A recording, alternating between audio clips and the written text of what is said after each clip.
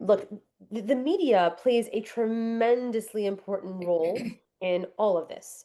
And the framing of the media narrative often frames basically this issue, romanticizes migration, and it resists discussing the security implications. How this is a question for Utsav and for Daniel, and then I'm going to open it up to Mark and Rishi for another question. I want to know, how do you think that this distortion of the narrative by the media, mainstream especially, hinders policymakers and law enforcement from addressing real threats without being labeled xenophobic or intolerant or a Nazi? Because that's what they do. See, one of the most important things that media needs to understand, and all media is not the same, but there's a trend that I am pointing towards, is that they need to start speaking the truth. So just like what Mark pointed out, just like what Ruchi pointed out and Daniel pointed out, these are data points that are available out there in the open. They can be researched very easily. And the media can do it very quickly. I mean, they are being caught using AI to write articles, so they might as well do it to do the right things if they want to. So the point I'm trying to make here is that the media doesn't want to do it in many cases, and that is one of the reasons why there is distortion and disinformation out there. And Ruchi mentioned the Hudson Institute report on Pakistan's intelligence efforts in regarding Khalistan and other Kashmiri Islamist issues. That is a telling report. I would encourage everybody to read that report because it talks about how the media itself gets compromised by many of these efforts.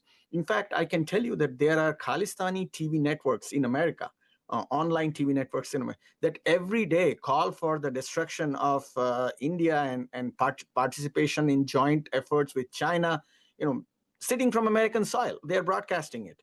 And there is nobody to oversee it or counter it. So there is a level of media ignorance, willful ignorance, I must say. And I need to talk also about how there is foreign influence funding on the media. I brought up the issue of Qatar when I was making my opening remarks. Qatar plays a very important role. So in terms of manipulating media narratives, and they have their good guys and their bad guys. And it so happens that the groups we are discussing here are on their good guy list. So they will instruct media in many cases to just say what they want them to say. And that is how bad it is in many cases. You will be seeing that recently the Khalistan issue came to the light because of the two horrible traffic accidents, one in Florida and one in California, in which so many people, innocent people, died. And that was the first time when the media was actually forced to address the issue of who these people are, who these illegal asylum seekers are. But you will notice that at no point, despite the Khalistani organizations openly lobbying and providing legal assistance to these criminals who were involved in these accidents, at no point mainstream media in America uttered the word Khalistan. They started calling them Indian Americans because that's the more...